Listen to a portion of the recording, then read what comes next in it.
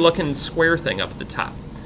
When we talk about using diamonds, it's a way that I can factor when I just have like an x squared term or something like that sitting there. So for instance, now the first one's done, but let me explain where it came from. When we do a diamond, we're looking to find two numbers that multiply to get the number on top and add to get the number on the bottom. And there's only going to be one set of numbers that works. Now this one I already did the two numbers for you. And basically, if I do a negative times a negative, I get a positive. 4 times 2 is 8. But if I owe somebody $4 and then I borrow 2 more, now I owe them 6. So these two numbers work for both situations. So you're like, ooh, now multiplying isn't necessarily my biggest strength. So what can I do if I'm not sure? Because I look at this next one and I'm like, okay, multiply and add. Here's one thing you can do whether you're good at this or not. If you're going to multiply two numbers to get a negative, I know one of the numbers has to be negative and one of the numbers has to be positive. Well, how do I know that? Well, because negative times positive is negative. So that's one thing I can do. Now if I'm like 16, yeah, I'm not sure what multiplies to 16 here, but maybe I need to take a peek here. So I could look and say, okay, what are some of my options? Well, I see 16 here. So 16, okay, 8 times 2, but 8 and 2, that's not going to add up to 0, even if it's 8 minus 2. No. Okay, there's another 16. 4 and 4. Hey, negative 4 and positive 4. If I have $4 and I spend $4, I got nothing left. But negative times positive is negative. I got my two numbers. I'm done. So that's the whole idea behind diamonds. Just keep telling yourself, multiply to get what's on top, add to get what's on the bottom. And I keep looking, I'm like, oop, there's that negative multiplier again. So I know it's one of each. Anybody want to take a shot at the two numbers? Usually I do the multiply numbers because the add will just kind of come naturally otherwise. Give it a go. Negative 14 and 2. Let's see if it goes. I owe somebody $14, I pay him 2 back, I owe him 12, good there. 14 times 2 is 28. And again, if I'm not sure, I can find 28, and I can see that I could try out 14 and 2. Or maybe I look here and I try 7 and 4, but then I'm like, 7 and 4 only adds up to 11, not 12. So again, there's ways to do it. Well, what if I don't have one of the sheets available? What if I just have a calculator and I want to, do that? Okay, let's find something with bigger numbers. Let's do like number 7. Everything's positive, so I see they're positive. But I'm not sure what to do with this whole 63 and 16 thing.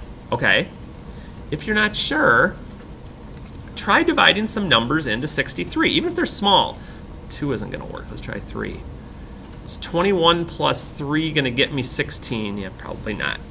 What about like 5? That didn't even go in even. Okay. What about 7? 7 and 9. 7 and 9, 16. 7 times 9, 63. Okay. So there's a little bit of a guess and check process. So I can do it with the calculator. I can do it with the sheet if I'm not comfortable doing it just off the top of my head. But on any of these, again, let's say I look at 5. Now 5, this is a little bit more, I don't want to say tricky, but there's some hints here. Multiply to get a negative, okay?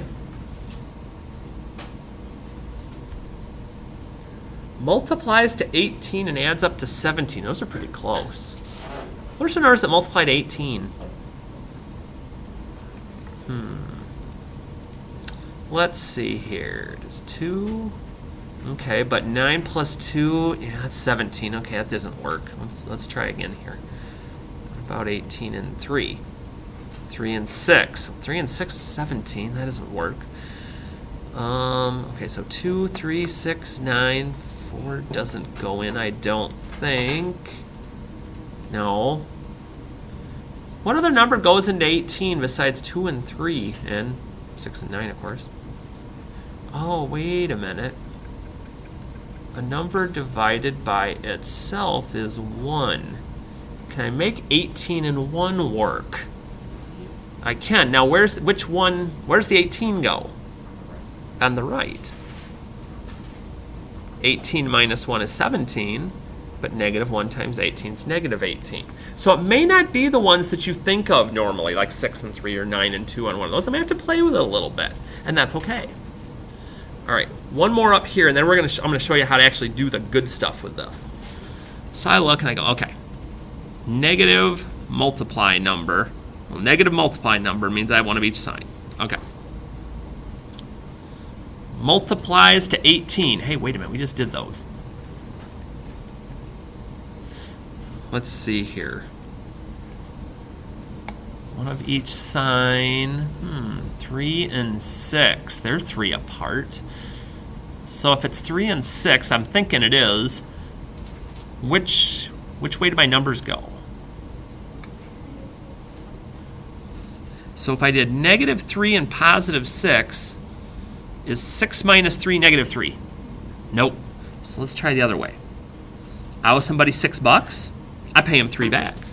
Now I only owe him 3. Negative times positive is negative. And I kind of see how this is going to work. So you're like, okay, so it kind of plays with our multiplying and stuff. What does that have to do with what we're going to do on factoring? Yeah. Okay. Well, let's see. Oh, I think I heard it. What are two numbers that multiply to 7? 7 and 1. 7 times 1 is 7. 7 plus 1 is 8. So again, sometimes using that 1 in there, we might not think of that right away, but it does happen occasionally, so I do have to take it into consideration somewhat. So, all right, to factor. Make a diamond using the last number at the top and the middle number on the bottom. Okay. So the 16 is my multiply number, and the 8 in the middle is my add. So my first job is to complete the diamond. So I look and I say, okay, I need two numbers, multiply to a positive, add to a positive. So I know these are both positive. Multiply to 16 and add to 8.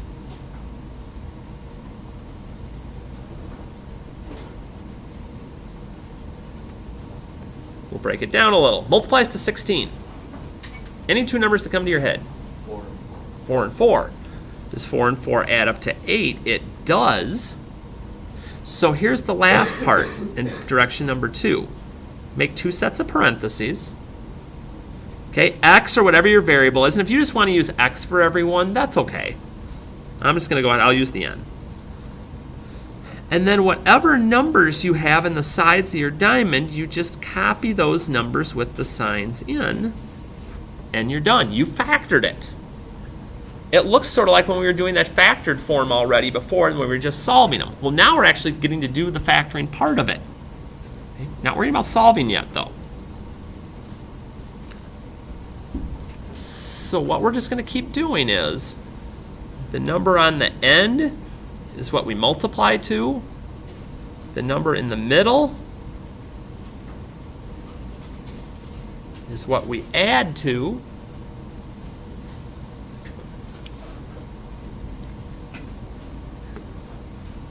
Let's see. Multiply to a positive and add to a negative. Now that's weird. Normally I think about it, multiply two positive numbers to get a positive. What's another way I can get a positive product? Two negatives. Okay, so I know both my numbers are going to be negatives. So I need two numbers that multiply to 14 and add to 9.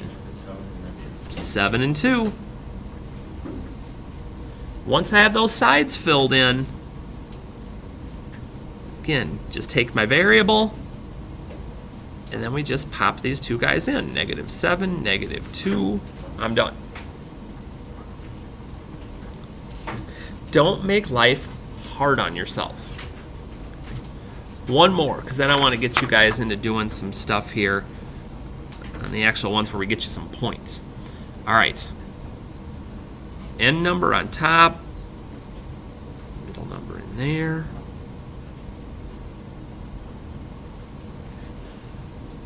Everything's positive this time, so that's good. We know everything's going to be positive. Multiplies to 32 and bless you, adds to 12. 8 and 4. Now again, if it doesn't come to you just that quick, we have options. I'm just going to remind you one more time of your options. Multiplying to 32 and adding to 12. So I go looking around, I'm like, okay, there's 32. So I have 8 times 4. Oh, 8 and 4 is 12. Okay, that works. If you're not sure, you don't have one of those charts handy, okay, you can always go back and just start playing a little bit and go like, okay, 32. And maybe you start with the little numbers. You're like 16 and 2. It doesn't have to 12. What about 4? 4 plus 8 is 12. And lets me see that. And so I just write those down. And I'm set. So how that's going to apply to us today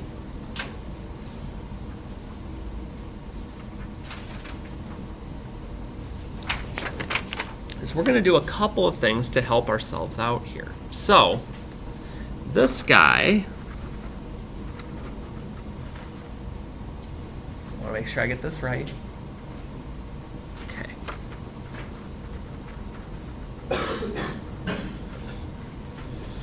Always good to jot these things down. When we're doing these, we don't want to overwhelm here. So the evens are going to be the assignment. The odds are going to be extra credit. Now, it's not strictly problems that we're dealing with on just diamonds, even though that's a majority of it. But what I want to do is I want to do one more on here to kind of get you going. Let's see here. Let's jump over to 20. So again, I take a peek and I go, okay, last number goes on the end. That's my multiply number. And you don't have to write the multiply and add in every time once you got it. So I look and I go, okay, signs first. Multiply to a positive. So I know the signs are going to be the same, but adding to a negative. All right. So I know those are both negative. Two numbers that multiply to 21 and add to 10. 7 and 3. Owe somebody $7. I borrow 3 more, I owe them 10. Negative times negative is positive. And then I just put those values along with my variable in the parentheses. So I'm just kind of keep playing with the numbers a bit. Now, like I said, I didn't just put diamonds on here. I put some other things too to kind of help us keep going into review mode a little bit. So I take a peek at that and I flip over and I've got a little more work to keep doing with equations. Now again, when I'm doing these equations, and we'll do one of these too, we'll kind of do one in each section. Any number, any value that's on the outside of the parentheses, I have to multiply through. So 2 times x is 2x. 2 times 5 is 10. And now I just work my way through to solve for the variable. And I'm just going to do opposites. So I'll minus that 10 out.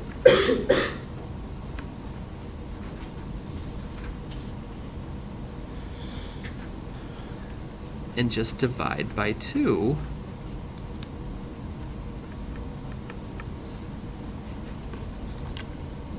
And get my answer. So for 29 through 34, those problems, that's what's going to be going on with those. Just getting a little practice with that.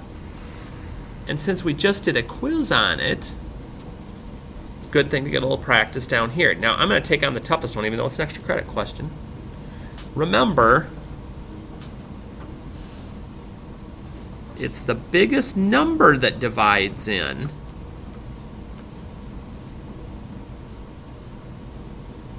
And the smallest exponent. But all the terms have to have that variable. Otherwise, I can't use it. And we're actually going to get to see that number 35. That's why I want us to kind of take a peek at this one.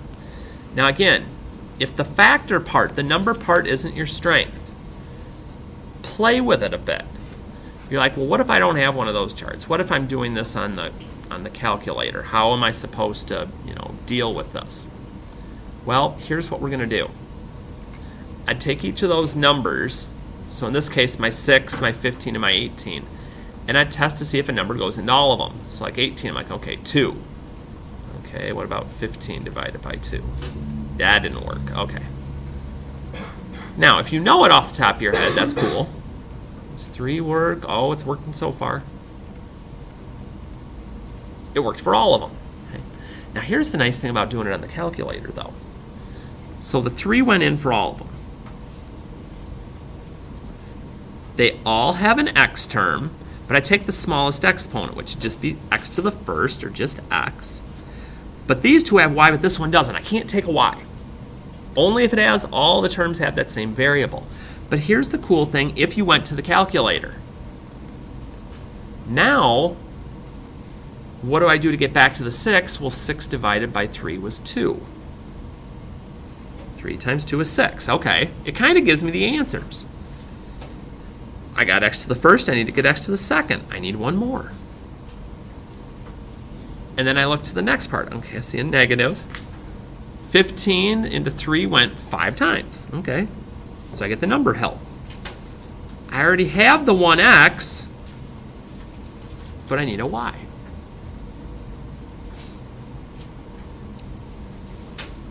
Three to get to 18. I already got that figured out. It's already here for me. 6. I already have the x, so I don't need that. But I do need all of those y's. And I'm done. Okay? We're just taking that greatest common factor out and calling it a day and saying we're finished. And then the bottom part's the actual solving, which we're going to get to be doing here soon. Not quite yet, but soon. When it's in factored form and you're asked to solve, you take any part that has an x, including just what's on the outside, you set those parts equal to 0, and then you just solve them by themselves.